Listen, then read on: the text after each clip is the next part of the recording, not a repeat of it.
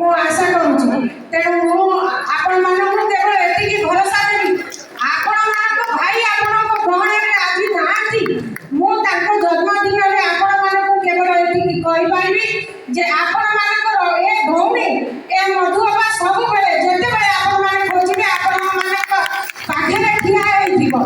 ଆପଣମାନଙ୍କ ସୁଖ ସମୟରେ ମୁଁ ନଥାଇପାରେ, କିନ୍ତୁ ଆପଣମାନଙ୍କର ଅସୁବିଧା ସମୟରେ ଭଗବାନ ନ କରନ୍ତୁ କାହାର ଅସୁବିଧା ପଡ଼ୁ, କିନ୍ତୁ ଯେତେବେଳେ ଆପଣ ମୋତେ ଖୋଜିବେ ମୁଁ ନିଶ୍ଚୟ ଆପଣମାନଙ୍କ ସାଥିରେ ଠିଆ ହେଇଥିବି। ଆଜି ବାପାଙ୍କ ଜନ୍ମଦିନରେ ମୁଁ ଆପଣମାନଙ୍କ ପାଖରେ ଏତିକି, ମୋର ବକ୍ତବ୍ୟ କିଛି ନାହିଁ। এটা କେବଳ ମୁଁ ଆପଣମାନଙ୍କ ପାଖରେ ଗୋଟେ ବିଶ୍ୱାସର ସାନ୍ତ୍ୱନା ପାଇବି ଯେ ଆପଣମାନେ ମଧ୍ୟ ମୋ ସହିତ ଅଛନ୍ତି। ଏତିକି କହିକି ମୁଁ ରହିବି। ଧନ୍ୟବାଦ। धन्यवाद श्रीमती मधुमती अग्रवाल महोदय।